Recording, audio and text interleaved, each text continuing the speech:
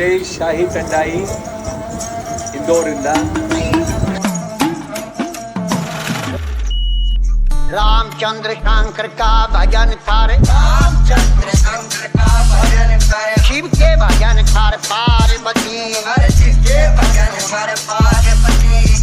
कहने लगे शंकर बोले, कहने लगे शंकर बोले, और खोल पलक बम देखे नाथ जी, खोल पलक बम देखे नाथ जी. आजो चेली बैठे रहो ने, आजो चेली बैठे रहो ने.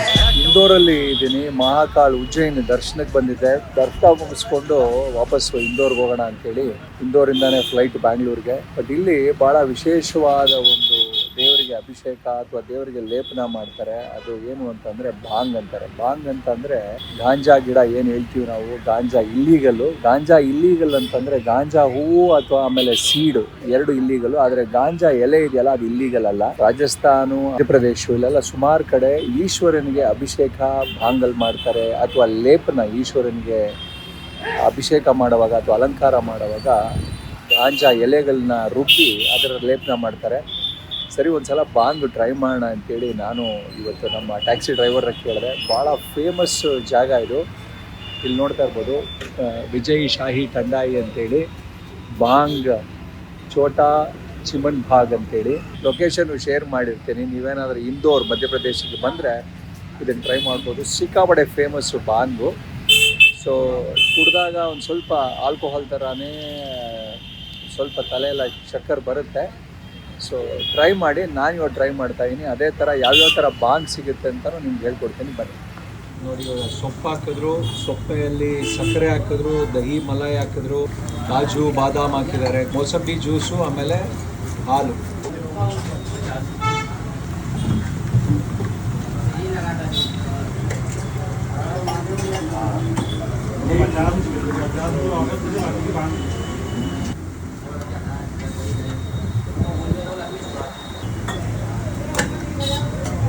ಪ್ಯೂರ್ ಕೇಸರಿನ ಈ ಥರ ರುಬ್ತಾ ಇರ್ತಾರೆ. ರುಬ್ಬಿರೋದ್ರ ಮೇಲೆ ಬರೀತಾರೆ. ಒಂದ್ಸಲ ಓಂ ಅಂತ ಬರೀತಾರೆ, ಇನ್ನೊಂದೇನೇನೋ ಬರೀತಾರೆ.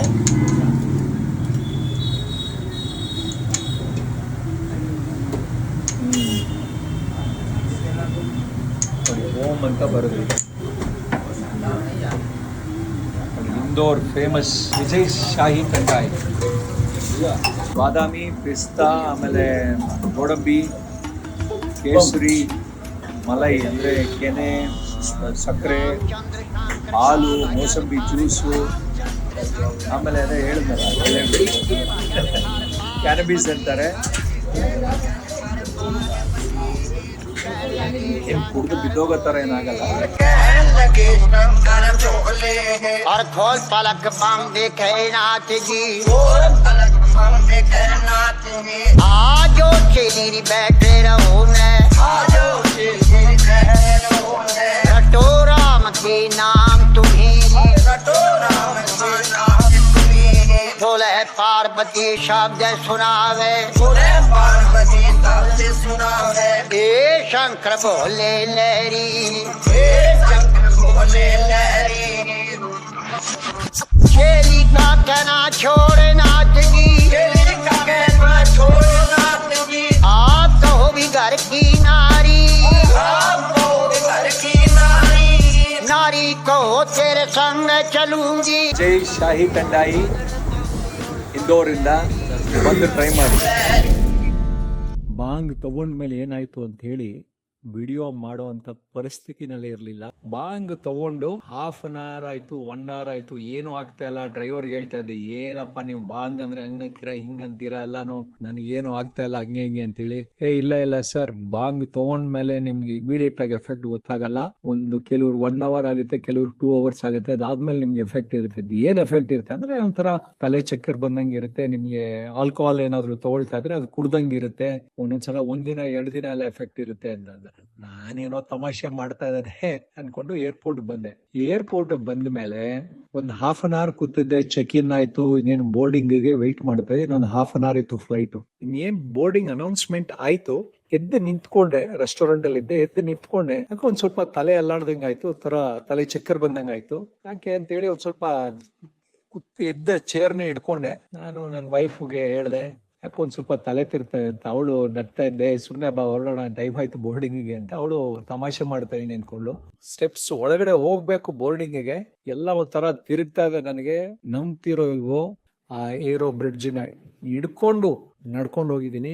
ಏರೋ ಅಷ್ಟಸ್ ಸೀಟ್ ನಂಬರ್ ಯಾವುದು ಅಂತ ಹೇಳ್ತಾರೆ, ನನಗೆ ಏನು ಅಂತಾನು ಗೊತ್ತಾಗ್ತಲ್ಲ, ಏನ್ ಹೇಳ್ಬೇಕು ಅಂತಾನು. ನನ್ನ ವೈಫ್ಗೆ ಹೇಳ್ದೆ ಬೋರ್ಡಿಂಗ್ ಪಾಸ್ ತೋರ್ಸೋ, ಒಂದು ಟ್ರಾನ್ಸ್ ಅಲ್ಲಿ ಇದ್ದೆ, ಒಳಗಡೆ ಹೋಗ್ಬೇಕು ಏರೋಪ್ಲೇನ್ ಒಳಗಡೆ. ಸೀಟ್ಸ್ ಹಿಡ್ಕೊಂಡು ಹೋಗ್ತಾ ಇದ್ದೀನಿ, ಫ್ಲೈಟ್ ಎಲ್ಲ ಅಲ್ಲಾಡ್ತಾ ಇದ್ದಂಗಿದೆ. ಒಂಥರ ಬಹಳ ಇದಾಯ್ತು. ನನ್ನ ವೈಫು ನನ್ನ ರಿಯಾಕ್ಷನ್ನು, ನನ್ನ ಹಾವಭಾವಗಳು ನೋಡಿ ಬಹಳನೇ ಅವ್ರಿಗೆ ಒಂಥರ, ಅವಾಗ ಗೊತ್ತಾಯ್ತು ಅವ್ಳಿಗೆ ದೇರ್ ಇಸ್ ಸಮಥಿಂಗ್ ಸೀರಿಯಸ್ ಅಂತೇಳಿ. ಸರಿ, ಫ್ಲೈಟಲ್ಲಿ ಕೂತ್ಕೊಂಡೆ. ನನ್ನ ವೈಫ್ ಮುಂದಿನ ಸೀಟಲ್ಲಿ ಕೂತಿದ್ದು, ನಾನು ಹಿಂದಿನ ಸೀಟಲ್ಲಿ ಕೂತಿದ್ದೆ. ಹಿಂದಿನ ಸೀಟಲ್ಲಿ ಕೂತ್ಕೊಂಡು ಅವ್ರು ಒಂದ್ಸಲ ಮುಂದ್ಗಡೆ ಹೋಗಿ ಹೇಳ್ದೆ, ತುಂಬ ತಲೆ ತಿರುಗ್ತಾ ಇದೆ, ಒಂದು ಸ್ವಲ್ಪ ನೀರು ಕೊಡು ಅಂತೇಳಿ.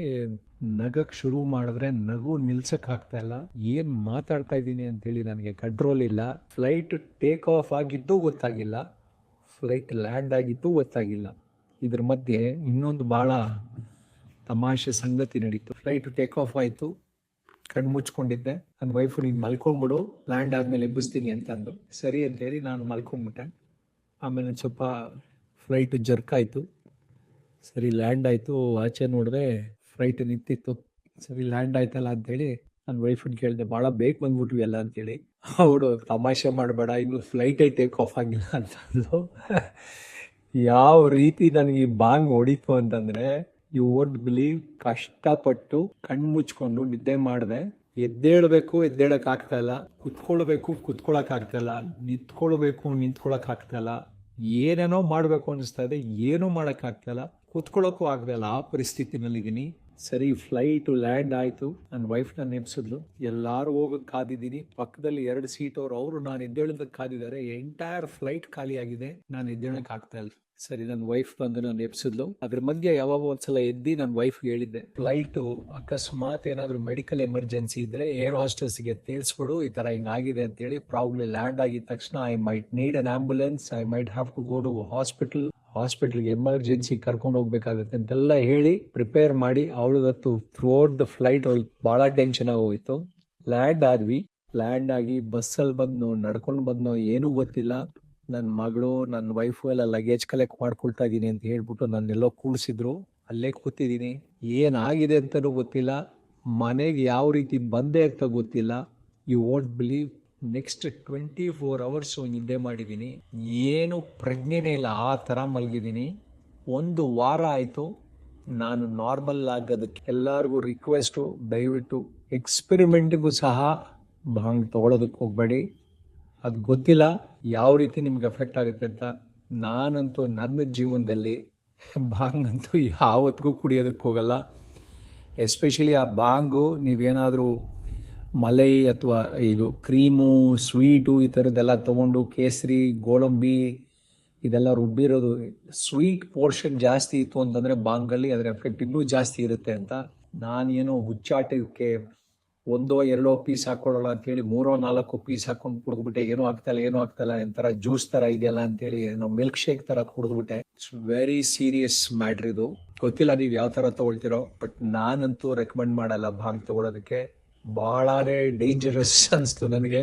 Because anything could have happened on that flight, anything could have happen to me. Video ನೋಡಿದ್ದೀರಾ, ನನ್ನ ಅನಿಸಿಕೆಗಳನ್ನ ಕೇಳಿಸ್ಕೊಂಡಿದ್ದೀರಾ. ಇನ್ನು ಏನು ಮಾಡ್ತೀರಾ, ಭಾಂಗ್ ತಗೊಳ್ತೀರಾ ಇಲ್ವಾ, ಅದು ನಿಮಗೆ ಬಿಟ್ಟಿದ್ದು. ನಮಸ್ಕಾರ.